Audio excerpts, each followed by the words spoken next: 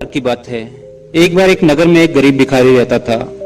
वो गरीब भिखारी रोजाना भीख में मांगकर बहुत सारी चीजें अर्जित करता और उन्हीं को खाकर अपना दिन पूरा करता। लेकिन पिछले कुछ दिनों से वो देखता है कि उसके द्वारा अर्जित की हुई चीजों में से आधी चीजें गायब हो रही थी।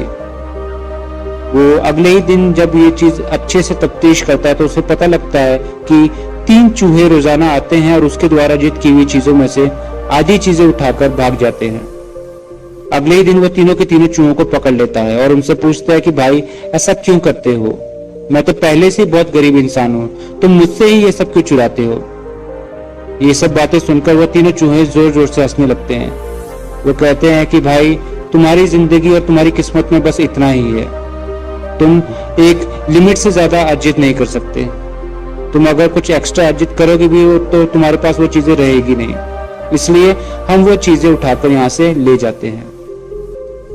ये सारी बातें सुनकर वो गरीब भिखारी आसमान की तरफ देखता है और ऊपर वाले को कहता है कि मुझे ऐसी जिंदगी क्यों दी है, और वो ऊपर वाले को इस चीजों के लिए कोसता है। अगले ही दिन वो भीख मांगने के लिए एक सेठ के घर के बाहर पहुंचता है। जैसे ही वो सेठ के घर के बाहर पहुंचता है वैसे ही जोरों से बारिश होनी शुरू हो जाती है। इस पर सेठ की घरवाली बाहर आती है और वो गरीब भिखारी को कहती है कि अंदर आ जाओ, जब तक बारिश बंद नहीं होती तब तक तुम अंदर आ सकते हो। वो गरीब भिखारी घर के अंदर जैसे ही घुसता है वैसे ही सेठ की पत्नी कुछ पुराने कपड़े लेके आती है और उस गरीब भिखारी को दे देती है। वो कहती है कि तुम्हारे कपड़े भीग गए, तुम अपने वस्त्रों को बदल लो। गरीब भिखारी उसके वस्त्र ले लेता है और उन्हें बदल लेता है। उसके बाद वो देखता है कि उस सेठ के घर में उस सेठ और उसके घरवाली के अलावा 2 बेटे भी थे, जिनकी 2 बहुएं भी थी। तो वो देखता है कि वो परिवार बहुत ही ज्यादा खुश लग रहा था। वो आसमान की तरफ दोबारा देखता है और ऊपर वाले को कहता है कि मेरी जिंदगी भी क्यों इनकी तरह नहीं बनाई, क्यों मुझे भी सेठ वाली जिंदगी नहीं दी। अगर तुम मुझे भी आज ऐसा बना देते तो मेरा भी एक परिवार होता जिसके साथ मैं खुशी से रह पाता। शाम का समय होता है, बारिश तो बंद नहीं होती लेकिन भोजन का समय हो जाता है, तो वो सेठ और उसका परिवार भोजन करने लग जाता है। गरीब भिखारी को भी वो खाने के लिए कुछ चीजें देते हैं। गरीब भिखारी उन चीजों को खा रहा होता है और उस परिवार की तरफ देख रहा होता है। उसे लगता है कि वो परिवार बहुत ही ज्यादा खुश है और खुशी से अपना जीवन व्यतीत कर रहा है। बारिश बंद न होने की वजह से सेठ की घरवाली कहती है कि आज रात तुम यहीं पे सो जाओ। जब वो गरीब भिखारी रात के समय सोने के लिए जा रहा होता है तब वो देखता है कि एक कमरे से जोर जोर से चिल्लाने की आवाज आ रही होती है। वो देखता है कि सेठ का एक बेटा अपनी घरवाली से जोरों से लड़ रहा है।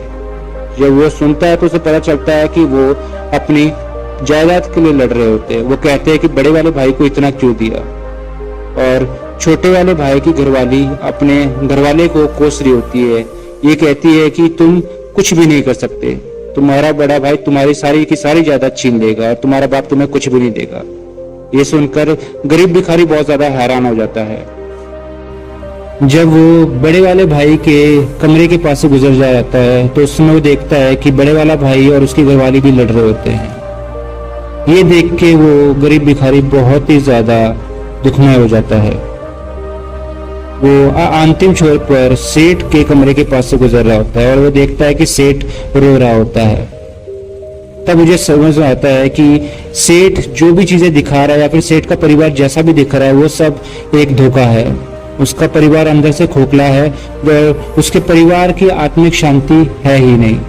सभी लोग एक दूसरे से सिर्फ इसलिए जुड़े हुए हैं क्योंकि उसके पीछे अपार संपत्ति जुड़ी हुई है। तो वो ऊपर वाले को धन्यवाद देता है और कहता है कि हे प्रभु, आपने मुझे जैसी भी जिंदगी दी है मुझे लगता है कि वो बहुत ज्यादा अच्छी है, क्योंकि ऐसी खोखली जिंदगी होने से अच्छा तो मेरी अपनी जिंदगी बहुत बेहतर है।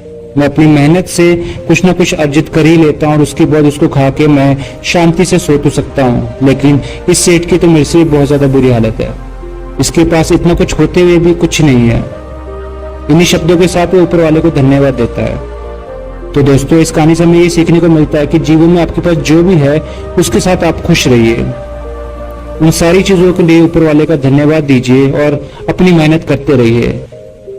ऊपर वाला आपकी कीमत समझता है और आपको उतना जरूर देगा जितने आप लायक हो। तो कभी भी ऊपर वाले पे भरोसा मत छोड़िए। शायद अगर आप अपने आप को किसी से कंपेयर करें या फिर किसी की जिंदगी को देखकर आपको लग रहा है कि आपकी जिंदगी वैसी क्यों नहीं है, तो आपको शायद एक बार फिर से सोचना चाहिए, क्योंकि क्या पता उनकी जिंदगी अंदर से बहुत ही ज्यादा खोखली हो। मुझे उम्मीद है आज की कहानी आप लोग को अच्छी लगी होगी। अगर आपको ये वीडियो अच्छी लगी तो इसको लाइक करते हुए अपने जरूरतमंद दोस्तों के साथ शेयर जरूर करें। साथ ही साथ हमारे चैनल को सब्सक्राइब करके बेल आइकन जरूर दबाएं, क्योंकि इससे अगली आने वाली वीडियोस की नोटिफिकेशन आपको मिलती रहेगी। तब तक के लिए धन्यवाद।